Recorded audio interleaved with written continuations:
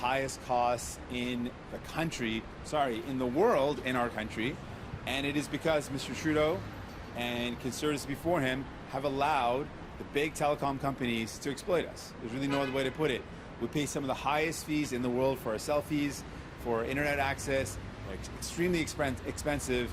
And Mr. Trudeau promised a couple years ago that he would bring down those costs. He promised to lower the cost by $1,000 a year for families.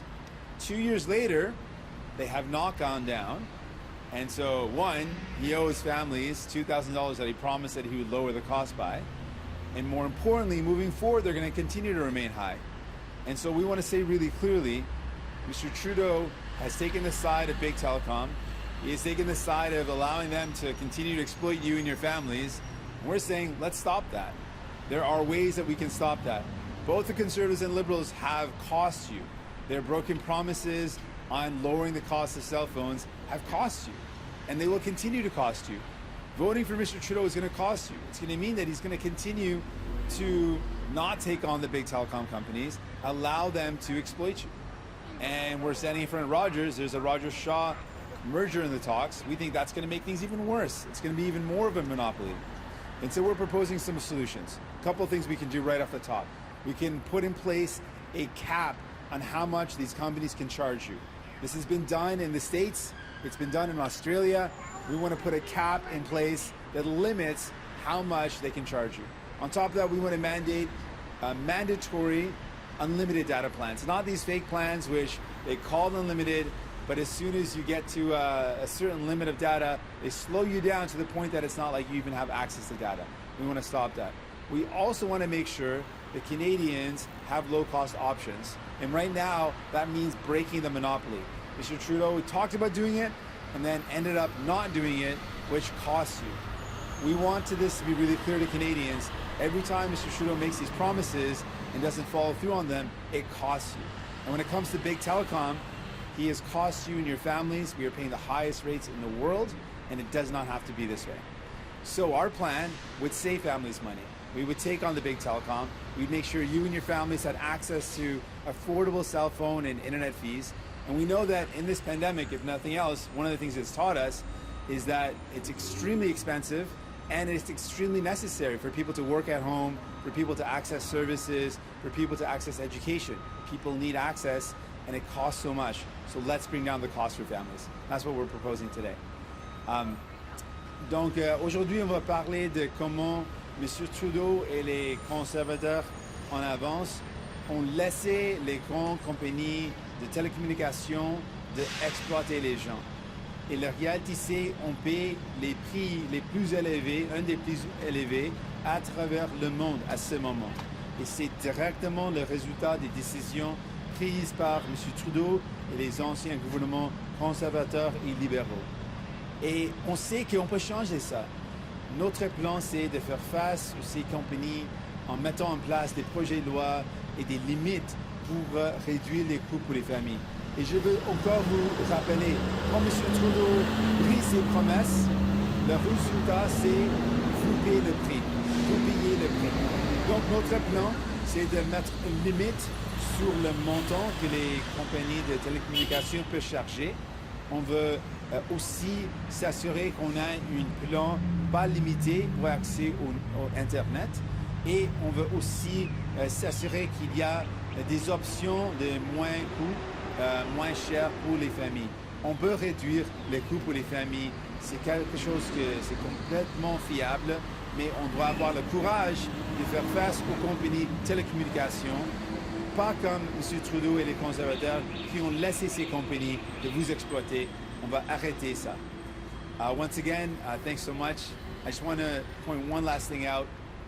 This is an election where you've got a choice, and the choice is really important. Mr. Trudeau, Mr. O'Toole are fighting over who's worse. I can answer that question for them. They're both pretty bad.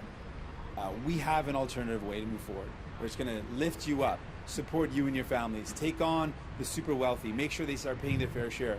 Mr. Trudeau said that you can't tax the super wealthy with unlimited zeal.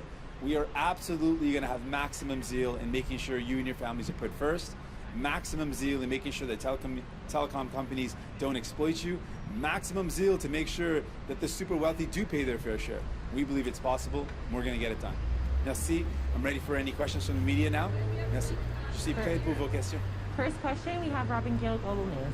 I have two questions. First question, yesterday Justin Trudeau was heckled by a protester / voter, if you want to call it that, and he suggested that that person go protest at a hospital. Did he have anything better to do? Is he egging on these people for one, and isn't it par for the course that you're going to be heckled when you are on a political campaign? Absolutely. I mean, being heckled is not a big deal. That's life, that happens. But what is not allowed, what is completely wrong, is for anyone to impede the work of a healthcare worker, to stop them from going in to save lives, from stop the patients that need to go in to get care. That is just not on. There's absolutely no place for that. There is no place for anyone to in any way limit the access for a healthcare worker to go to a hospital, to go provide care. That is not on, and he shouldn't have been joking about that, because it is dangerous, and it's really causing problems for lots of people. We know that our healthcare workers are burnt out. They've gone through a really difficult time. It's not something to joke about. And with respect to your announcement today, isn't it more realistic to open up this country to competition, to lower fees, as opposed to tackling a monopoly, which is what we are in Canada? Yeah, what we're proposing is a couple of things. One is that limit on the cost. We would we put a price cap in place on the average of OECD countries. And this price cap idea is something that Australia and the United States have done, and it brought down the cost of cell phone and internet fees pretty significantly. So it's been done by other countries, putting in that price cap, but we also do want to ensure that there are low-cost options for Canadians. And one of the ways to do that is changing a ruling by the CRTC, which would allow low-cost options to use the existing infrastructure so they can actually compete. That's very fundamental. It's something that I absolutely believe in. But I also believe that alone is not enough. We also have to put in the price cap. We also have to mandate that there are unlimited plans that are truly unlimited. These are steps that we can take that would protect people, that would lower their costs, and would take on the big telecom companies. Next question, Karina Roman, CBC News. You said the other day that you struggle to think of anything that you could support in the Conservative platform, but they have money for affordable housing. They're talking about a 2-year foreign property owner ban, money for healthcare, lots of money for healthcare. So are you saying if there was a Conservative minority government, you wouldn't vote for these measures? I'm letting Canadians know what I believe in and what I'm fighting for. And I want Canadians to know that so they can make an informed decision around where they vote in this election. But I also want Canadians to know they can't afford another 4 more years of Mr. Trudeau, because he has broken promises and commitments, and that costs you and your families. When Mr. Trudeau says he's going to do something and doesn't do it, there's a cost to that. When he promises to bring in pharmacare to the families that I met who need their medication covered, it costs them money.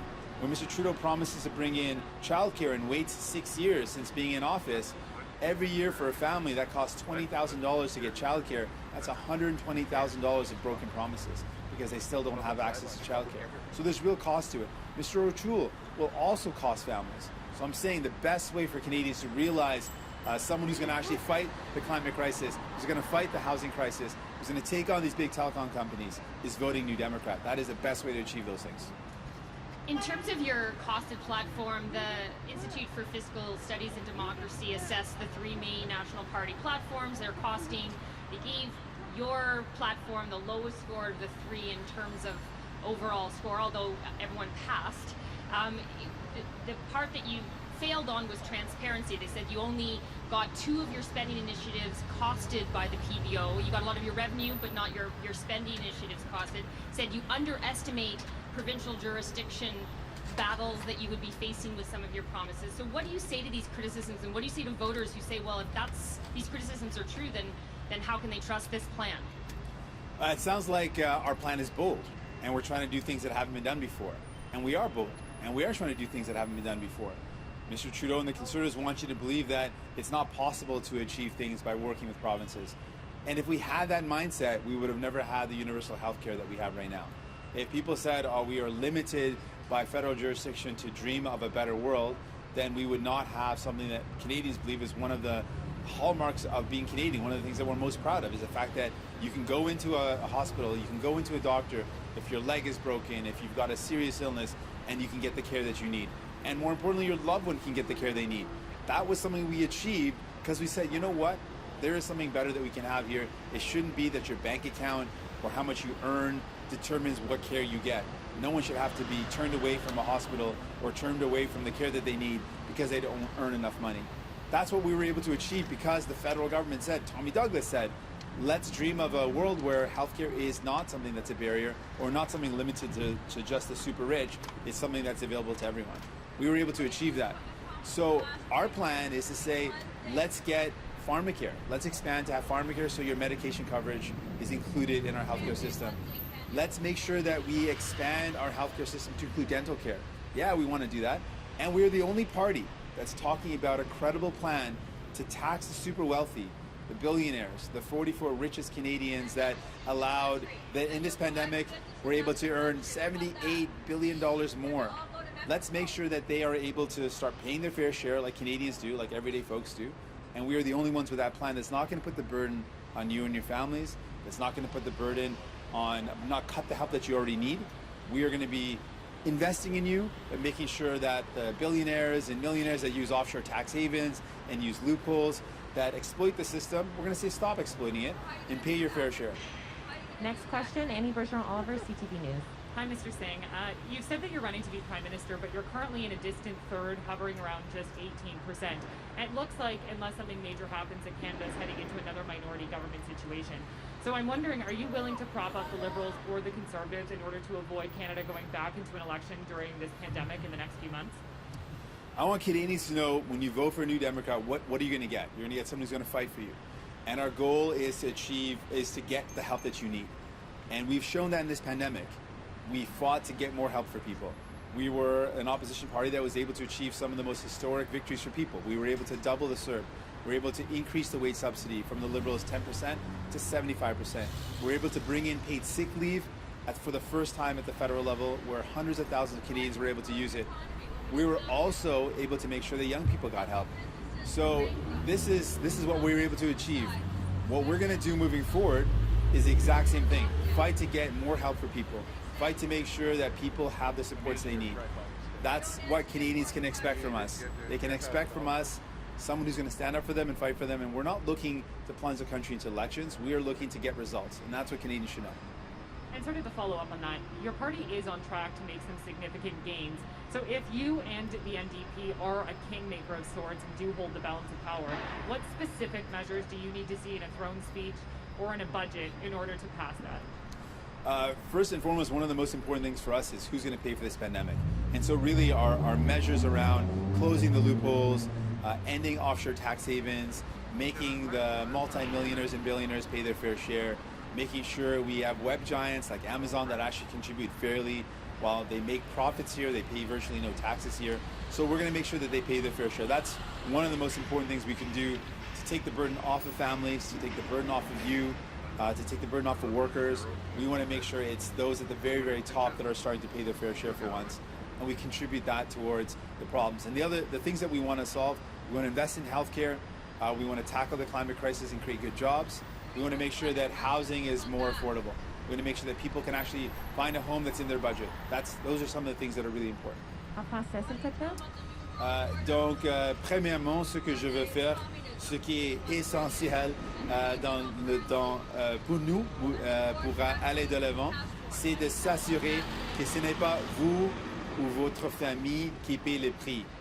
Ce qu'on veut faire, c'est de s'assurer que c'est les autres riches qui payent le juste part. C'est que les milliardaires payent le juste part. Donc, notre plan, c'est de s'assurer que c'est eux qui payent le juste part pour investir dans les gens, pour investir dans les soins de santé, pour investir, pour faire face à la crise du logement. Donc, ça, c'est notre priorité. Faire payer le juste part des autres riches pour investir dans vos familles, pour améliorer votre vie. Et c'est ce qu'on va faire. Prochaine question, Jean-Sébastien Cloutier, Radio-Canada. Oui, M. Singh. Yves-François Blanchet est en Acadie aujourd'hui pour discuter politique avec les Franco-Canadiens. Il n'y a pas beaucoup été question des Franco-Canadiens à l'extérieur du Québec pendant cette campagne. Au débat, on n'en a pratiquement pas parlé. Il n'y a pas eu de questions dans le débat en anglais. Trouvez-vous ça normal qu'on ne parle pas beaucoup des Franco-Canadiens et vous proposez quoi? Je pense que c'est tellement important qu'on parle des Franco-Canadiens et on a proposé quelque chose pour les aider. Premièrement, il faut souligner comment c'est difficile d'avoir accès aux services en français dehors du Québec et c'est toujours un défi. On avait quelques événements à Sudbury pour montrer notre engagement pour sauver l'université Laurentienne. Et l'importance de cette université, c'est parce que c'est une université clé pour les Franco-ontariens en général, mais les Franco-Canadiens aussi. C'est une institution qui livre les services en français pour les francophones. On appuie aussi l'université Sudbury, qui est une institution publique qui veut bâtir un programme pour et par les francophones. Mais aussi, on sait qu'à travers les pays, un enjeu qui est primordial, c'est le fait qu'on doit moderniser la loi sur les langues officielles. C'est aussi quelque chose qu'on veut faire et c'est quelque chose qu'on peut faire, mais on doit voter pour un parti qui s'engage pour réaliser ces modernisations.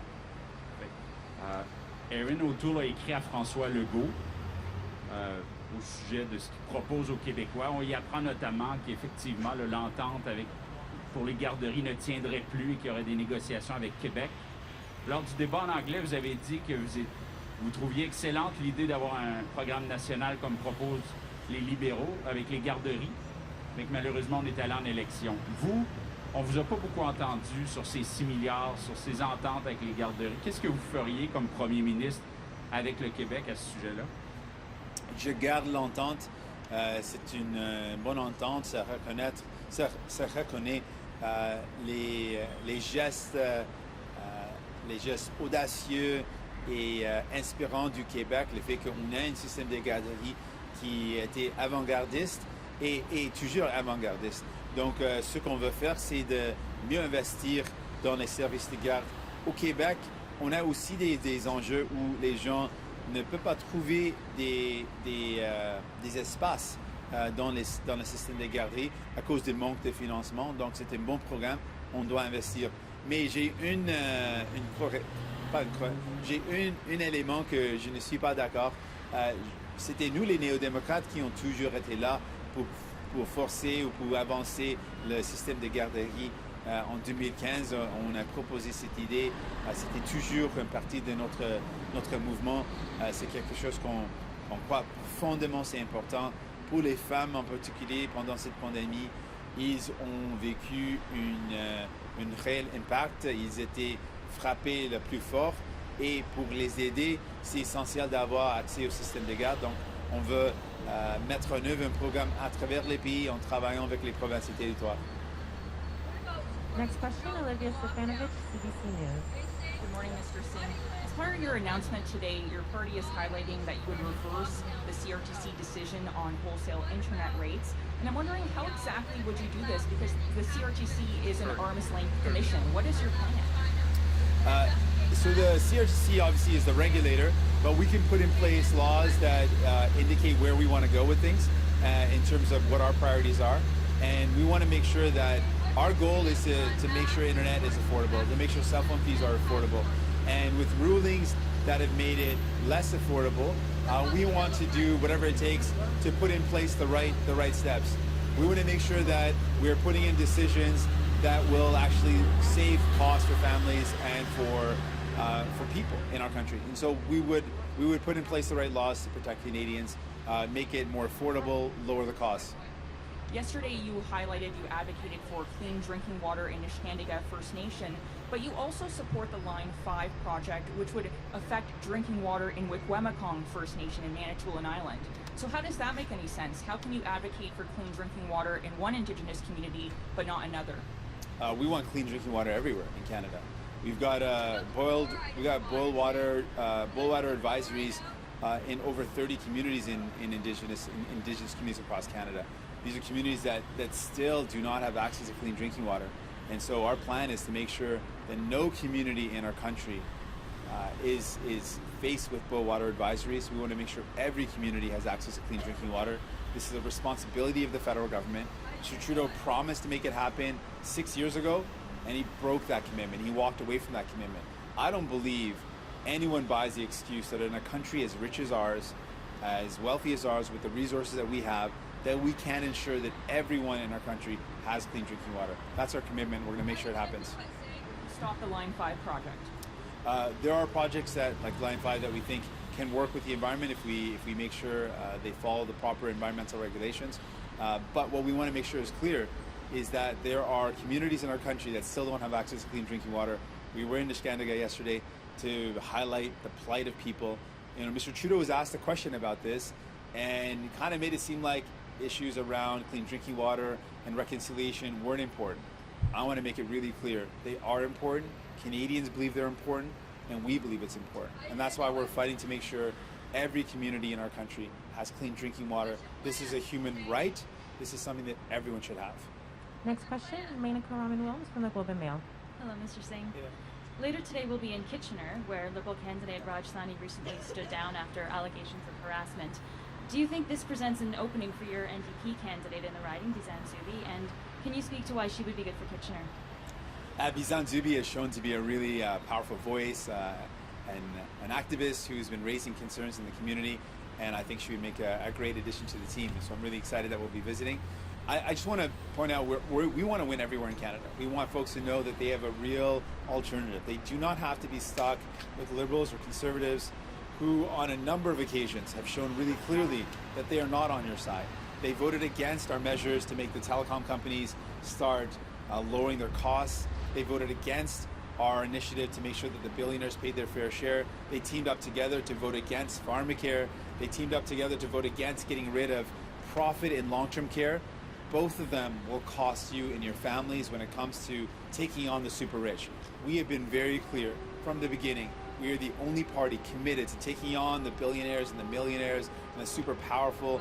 We want to make sure that people are supported. We want to make sure that working people are supported. We want to make sure that the middle class are supported. We are committed to making that happen. And we want Canadians to know that they have a choice. The people of Kitchener and Waterloo have a choice. They can vote for New Democrats if they want. Any of the things that we talked about, they can make it happen, but you've got to vote. And today we're talking about the cost of internet, but of course another part of it that's really difficult throughout Canada is access to internet, especially in remote regions. And this will take time and quite a bit of money to build out. So with your plan, can you explain a little bit about how long this would take and how soon can people be expected to be connected to high-speed internet? I really appreciate the question. One of the proposals that we put forward is looking at putting in place a publicly owned Crown corporation to invest in the infrastructure necessary to connect communities that don't have access to the internet. We know that right now that is a vital infrastructure piece. When we look at roads and bridges, we know we need them to connect with one another. Right now, to connect, to work, to get education, to access services, the internet is vital. And people should not be limited in their access. We want to make sure everyone has the ability to access this. And we know right now there is a very big digital divide. If you live in the right community with the right access to the internet, you can work from home, your kids can go to school, you can access services, and it's a lot easier. But if you don't live in the right community, if you don't have access to the internet, it means that you are left out. And that digital divide has made it really hard for a lot of people. So we want to fix that. We absolutely want to commit significant resources to building the infrastructure so that everyone can access the internet. High-speed internet should be accessible to all. Next question, Reza Patel, the Toronto Star. Your candidate in Toronto, St. Paul's, has apologized for inventing and spreading a conspiracy theory linking Israel to missing COVID-19 vaccine doses in the United States. Prominent Jewish human rights groups, the Jewish community, have called the remarks anti-Semitic. Have you discussed this with the candidate, and what do you make of the remarks? The candidate offered a complete and unequivocal apology. That apology was accepted recently by CIJA, and that was the right thing to do. Those comments were wrong, and I'm encouraged to see a clear apology and a complete withdrawal of those comments. We recently saw that the Conservative Party ousted a candidate who was accused of making Islamophobic remarks on social media. given that other members of the Jewish community are still calling for her to step aside, why are you standing by this candidate, given that they still believe her? I can tell you my values and what I expect everyone on my team to believe. There is no place in my party for discrimination, for racism, for xenophobia, for hatred against anyone based on who they are. And we know that there are particularly really dangerous trends with an increase in anti-Semitism and Islamophobia and hate against people for who they are, hate against anti-black racism as well as anti-indigenous. And so we want to make sure folks know when you vote for New Democrats, you're going to get a leader who believes in this, and I expect every one of my candidates to believe in this as well. Next question, Kelly Malone from the Canadian Press. Good morning. So yesterday you spoke about protesters at hospitals saying that you would look into harsher penalties for people who are protesting hospitals. Do you believe that harsher penalties would deter protesters? And do you think that harsher sentences deter crime in other areas? I wanted to be really clear around healthcare workers, and in particular in this pandemic, and what they've gone through, and how serious this pandemic has been for them. Healthcare workers are burnt out. Healthcare workers are leaving their profession because of how much they have sacrificed. It's been really tough for them. I can only imagine what it's like for someone who's worked so hard in this pandemic to save the lives of people, only to be faced with threats of violence, to be faced with aggression. It is completely wrong. There is no place for that. And then let's think about someone who's trying to get care. And very recently, my dad needed to get care in a hospital. And the thought of him being prohibited or being precluded or being stopped in any way to get access to his care, that's just so wrong. So what we want to do is make it a clear message.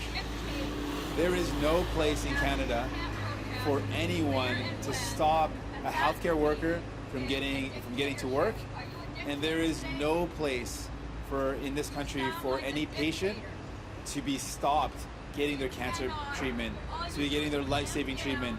There is no place for that in our country, and so I wanted to make that really clear.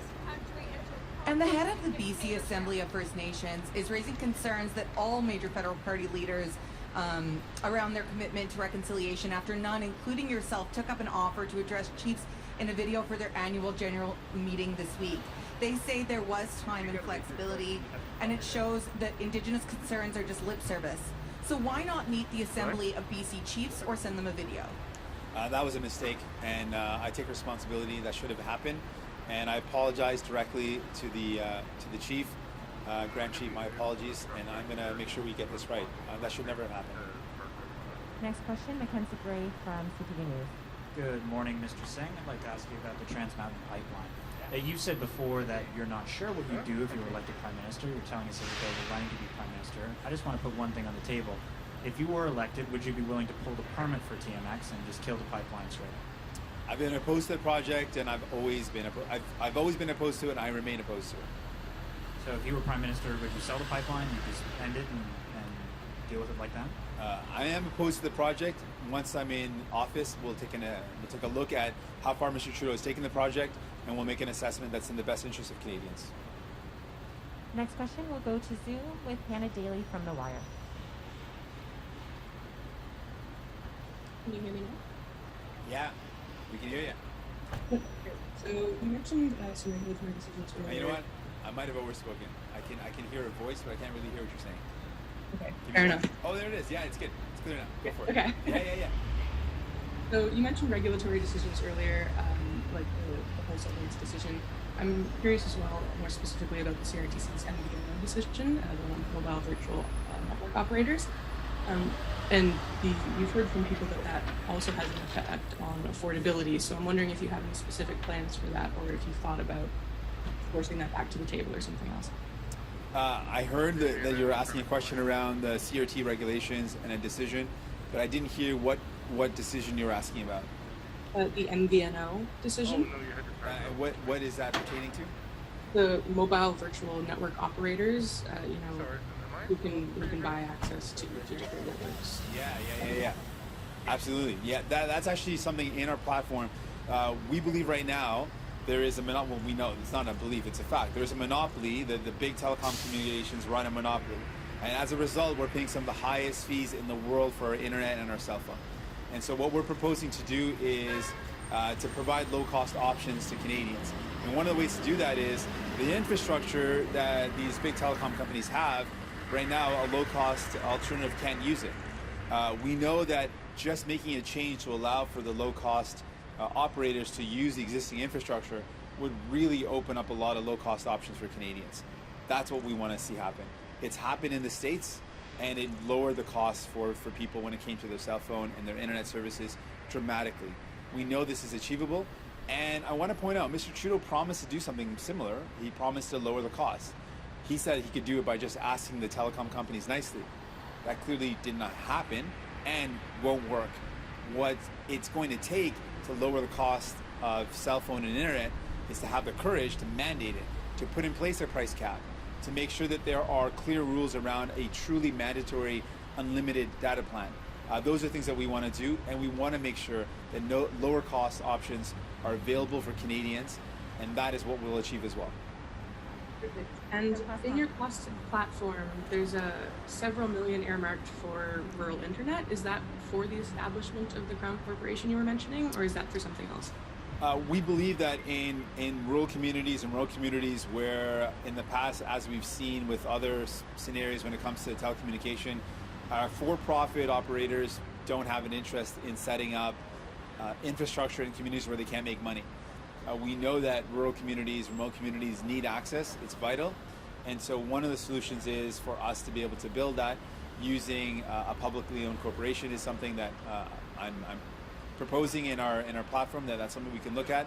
At the end of the day, we need to make those investments. We need to make sure everyone in our country can access the internet, and that's our plan to achieve it. This concludes our press conference. Thank you, Merci. Thanks so much. Merci.